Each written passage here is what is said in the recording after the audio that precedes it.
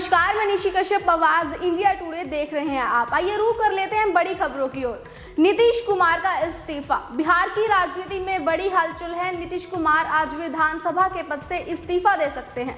चर्चा है कि राज्यसभा चुनाव जीतने के बाद वो जल्द ही अपनी सीट छोड़ेंगे।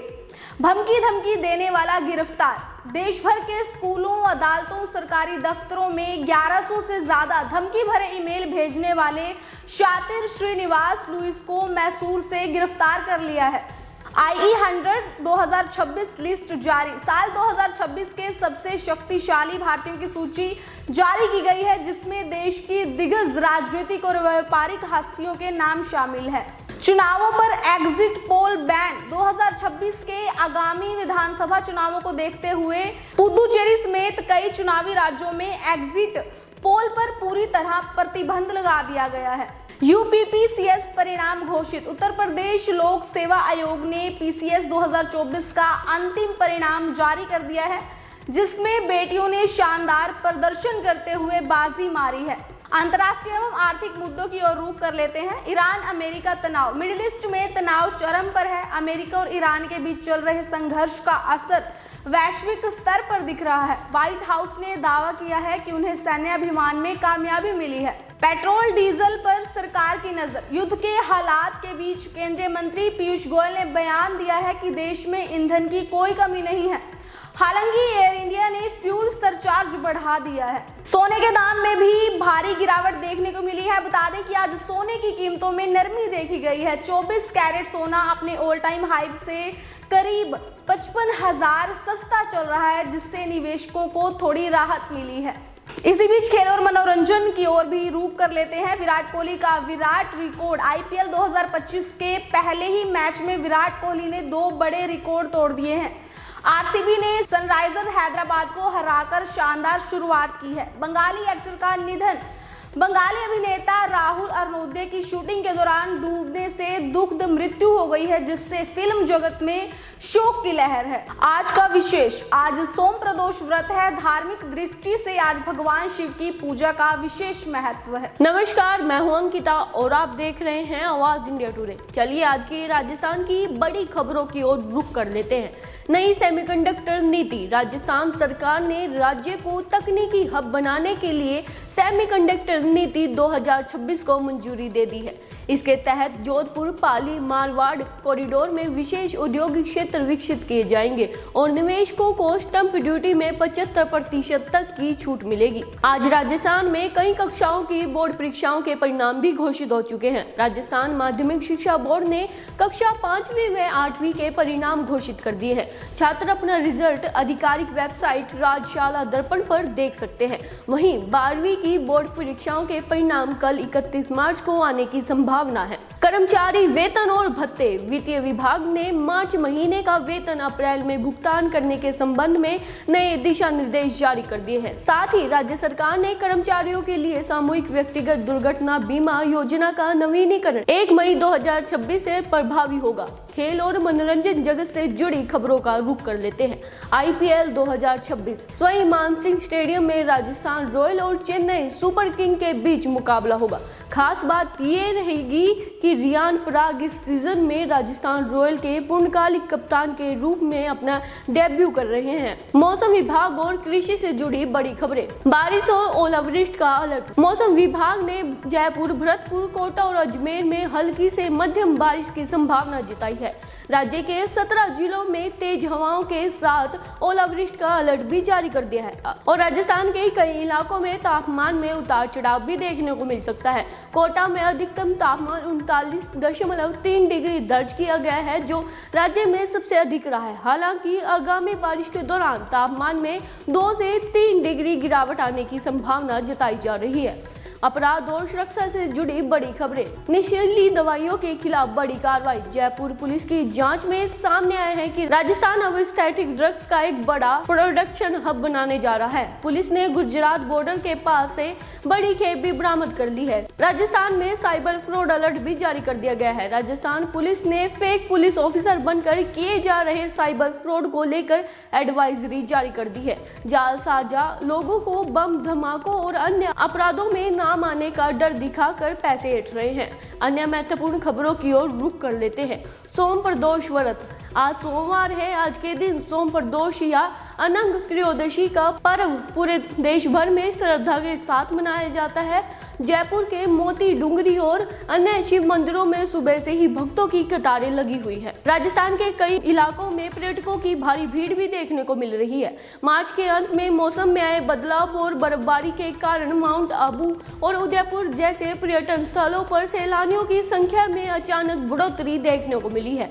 आइए रुक कर लेते हैं हिमाचल की बड़ी खबरों की ओर। मौसम का ऑरेंज अलर्ट। मौसम विभाग ने आज शिमला, मंडी और कुल्लू जिले के लिए ऑरेंज अलर्ट जारी किया है। इन इलाकों में भारी बारिश, ओलावृष्टि और 60 किलोमीटर प्रति घंटा की रफ्तार से तेज हवाएं चलने की संभावना है। ताजा हिमपात। चंबा, कुल्लू, किन्नौर और लाहौल स्पीति की ऊंची चोटियों पर ताजा बर्फबारी हुई है, जिससे पूरे राज्य में ठंड बढ़ गई है। वहीं निचले इलाकों में रुक रुक कर बारिश हो रही है। अटल टनल पर पाबंदी। भारी बर्फबारी के कारण मनाली से आगे पर्यटकों को केवल सोलंग नाला तक जाने की अनुमति दी गई है। अटल टनल से केवल 4x4 वाहनों को ही गुजरने दिया जा रहा है। शिक्षा बजट में बढ़ोतरी। शिक्षा मंत्री रोहित ठाकुर ने जानकारी दी है कि वित्त वर्ष 2026-27 के लिए शिक्षा विभाग को 9,666 करोड़ रुपए आवंटित किए गए हैं, जो कुल बजट का लगभग 18% है। वेतन में कटौती का फैसला। राज्यों की आर्थिक स्थिति को देखते हुए मुख्यमंत्री, मंत्री और विधायकों के वेतन में 20% से 50% तक की कटौती अगले 6 महीनों के लिए लागू रहेगी। सेब की फसल पर संकट। बेमौसम बारिश और ओलावृष्टि ने बागवानों की चिंता बढ़ा दी है। शिमला और कुल्लू के सेब उत्पादक क्षेत्रों में फ्लावरिंग के समय ओलावृष्टि से फसलों को नुकसान होने का डर है। HRTC का वायरल वीडियो। सोशल मीडिया पर एक वीडियो तेजी से वायरल हो रहा है, जिसमें बारिश के कारण बस की छत टपकने पर ड्राइवर छाता पकड़कर बस चलाता नजर आ रहा है। लाहौल स्पीति में कड़ाके की ठंड। ताबो में न्यूनतम तापमान 3.1 डिग्री सेल्सियस दर्ज किया गया है, जो राज्य का सबसे ठंडा स्थान रहा। वहीं ऊना में अधिकतम तापमान 28.6 डिग्री सेल्सियस दर्ज किया गया है। पर्यटन में उछाल। अप्रैल सीजन से पहले हुई इस बर्फबारी से पर्यटन कारोबारियों के चेहरे खिल गए हैं। आने वाले दिनों में सैलानियों की संख्या बढ़ने की उम्मीद है। सरकारी निविदाएं। हिमाचल सरकार ने शिमला और कांगड़ा जिलों में पेयजल योजनाओं की मरम्मत और IGMC शिमला के लिए नए उपकरणों की खरीद के लिए कई ऑनलाइन टेंडर जारी किए हैं। चलिए आज की पंजाब की बड़ी खबरों की ओर रुख कर लेते हैं। हलवारा हवाई अड्डे से उड़ाने। केंद्रीय मंत्री रवनीत सिंह बिट्टू ने घोषणा की है कि लुधियाना के पास हलवारा हवाई अड्डे के लिए अप्रैल से टिकटें बुकिंग शुरू हो जाएगी। पहली उड़ान 10 से 15 मई के बीच शुरू की जाएंगी। शुरुआती दौर में दिल्ली और हलवारा के बीच रोजाना 2 उड़ानें चलेंगी। महिलाओं के लिए वित्तीय सहायता। पंजाब कैबिनेट ने महिलाओं को हर महीने 1,000 रुपए देने की योजना को मंजूरी दे दी है। अनुसूचित जाति वर्ग की महिलाओं को 1,500 रुपए प्रति माह मिलेंगे।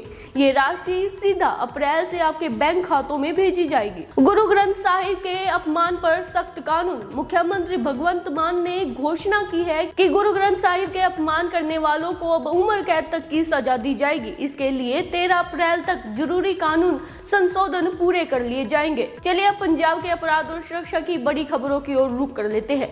लुधियाना में हत्या। लुधियाना में कांग्रेस ब्लॉक प्रधान परमिंदर तिवाड़ी की कुल्हाड़ी से हमला कर हत्या कर दी है। हमलावर मोटरसाइकिल पर आए थे और वारदात के बाद फरार हो गए हैं। पुलिस मामले की जांच कर रही है। फरीदकोट जिले ने नशा विरोधी अभियान और अपराध नियंत्रण में बड़ी सफलता हासिल कर ली है। जिले में कुल अपराधों में 37% तक की कमी दर्ज की गई है। चलिए अब पंजाब के हादसों और अन्य बड़ी खबरों की ओर रुख कर लेते हैं। बरनाला में मकान गिरने से वहां पर 2 लोगों की मौत हो गई है। बरनाला में जैक की मदद से उठाई जा रही एक पुरानी इमारत गिरने से लगभग 2 लोगों की मौत हो गई है। ये हादसा रविवार सुबह हुआ जब इमारत की नींव धंस गई। अब पंजाब के मौसम का मिजाज जान लेते हैं। पंजाब में अगले 2 दिनों के लिए आंधी तूफान और बारिश का अलर्ट जारी कर दिया है।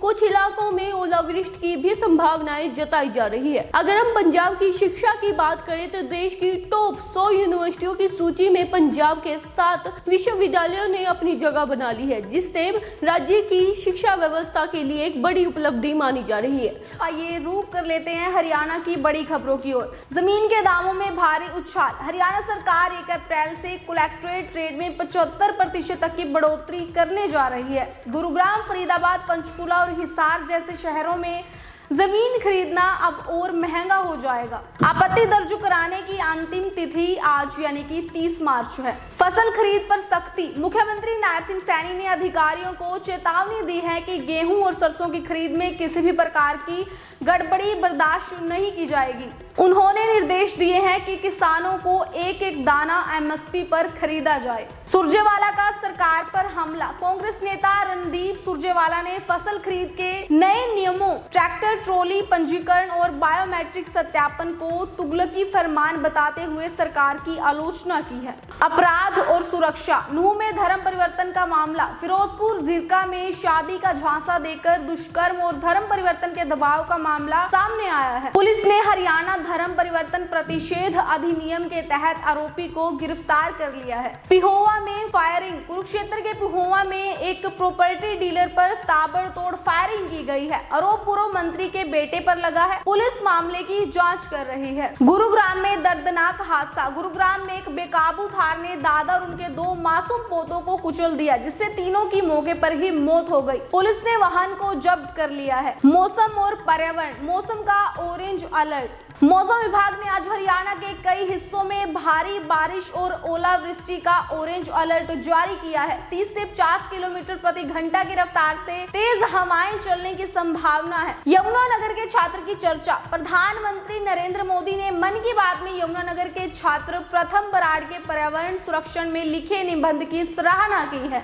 सोम प्रदोष व्रत। आज सोम प्रदोष व्रत और अनंग त्रयोदशी का विशेष संयोग है। हरियाणा के मंदिरों में सुबह से ही श्रद्धालुओं की भारी भीड़ देखी जा रही है। आयुष्मान भुगतान में देरी। इंडियन मेडिकल एसोसिएशन ने हरियाणा के अस्पतालों में आयुष्मान भारत योजना के भुगतान में हो रही देरी पर चिंता जताई है, जिससे स्वास्थ्य सेवाएं प्रभावित हो रही हैं। चलिए आज की अंतर्राष्ट्रीय खबरों की ओर रुख करते हैं। खाड़ी देशों से बड़ी और दुखद खबर सामने आ रही है। कुवैत के एक बिजली और पानी के प्लांट पर हुई ईरानी मिसाइल हमले में एक भारतीय कर्मचारी की जान चली गई है। भारतीय विदेश मंत्रालय ने इस पर गहरी नाराजगी भी जताई है। दूसरी ओर अमेरिकी राष्ट्रपति डोनाल्ड ट्रंप ने संकेत दिया है कि ईरान के साथ वे जल्द ही कोई समझौता कर सकते हैं, लेकिन उन्होंने ये भी साफ कर दिया है कि अमेरिका ईरान के तेल निर्यात केंद्रों और विशेष रूप से खरगद्वीप पर कब्जा करने की क्षमता रखते हैं। इस युद्ध के कारण कच्चे तेल की कीमतें आसमान छू रही हैं, जिससे वैश्विक बाजारों में हड़कंप मचा हुआ है। चलिए अब बताते हैं आपको अन्य वैश्विक खबरें। क्यूब को राहत। राष्ट्रपति डोनाल्ड ट्रंप ने क्यूबा की तेल नाकाबंदी में ढील देते हुए रूसी टैंकों को जाने की अनुमति दे दी है, जिससे द्वीप का गहराता ऊर्जा संकट कुछ समय के लिए कम हो गया है। ब्रिटेन में प्रदर्शन अभी भी जारी है। लंदन में विभाजन की राजनीति के खिलाफ हजारों लोग सड़कों पर उतर आए हैं। वहीं डंबिक में एक कार हादसे में कई पैदल यात्री घायल हो गए हैं। पुलिस जांच जारी है। नेपाल की राजनीति में उथल-पुथल भी नजर आ रही है। शपथ लेने के कुछ ही घंटों बाद नेपाल की नई सरकार ने पूर्व प्रधानमंत्री को विरोध प्रदर्शन के दौरान हुई मौतों के मामले में गिरफ्तार कर लिया है। अगर उत्तर कोरिया की बात करें तो चीन और उत्तर कोरिया के बीच रिश्तों में सुधार के संकेत है। एयर चाइना ने 6 साल के लंबे अंतराल के बाद प्योंगयांग के लिए अपनी उड़ान फिर से शुरू कर दी है। दुनिया भर पर आर्थिक असर क्या रहने वाला है, चलिए बताते हैं। युद्ध की वजह से दुनिया के कई हिस्सों में ईंधन की भारी कमी हो गई है। अंतर्राष्ट्रीय ऑस्ट्रेलिया के 2 राज्यों ने ईंधन की बढ़ती कीमतों को देखते हुए नागरिकों के लिए मुफ्त सार्वजनिक परिवहन की घोषणा भी कर दी है। और वहीं अंतर्राष्ट्रीय परमाणु ऊर्जा ने पुष्टि की है कि ईरान का भारी पानी संयंत्र अब चालू नहीं हो सकता। आज की अंतर्राष्ट्रीय खबरों में बस इतना ही और बने रहे हमारे साथ।